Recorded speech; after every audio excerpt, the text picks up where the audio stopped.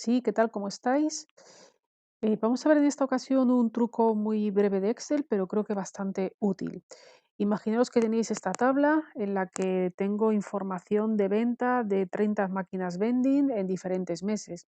Y hay meses en las que algunas de las máquinas pues no han estado operativas o no tenemos ingresos de ella. Yo lo que quiero es esta tabla, aquellas celdas que están vacías, pues automáticamente rellenarlas con un cero, ¿vale? Entonces, pero de forma rápida. Lo que voy a hacer es seleccionar todo el rango de celdas, me voy a ir arriba a la ficha de inicio. En inicio voy a ir a buscar seleccionar, ir a especial y aquí en ir a especial lo que voy a hacer es seleccionar y decirle que quiero que me busque todas las celdas en blanco. ¿Vale? Este menú de ir a especial es un menú bastante útil y nos puede sacar de bastantes apuros y ahorrarnos mucho tiempo.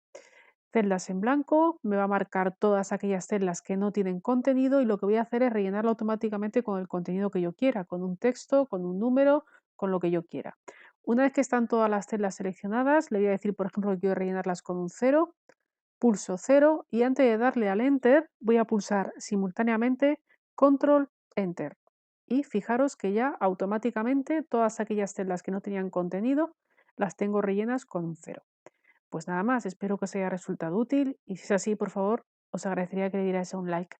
Gracias y espero veros por aquí próximamente.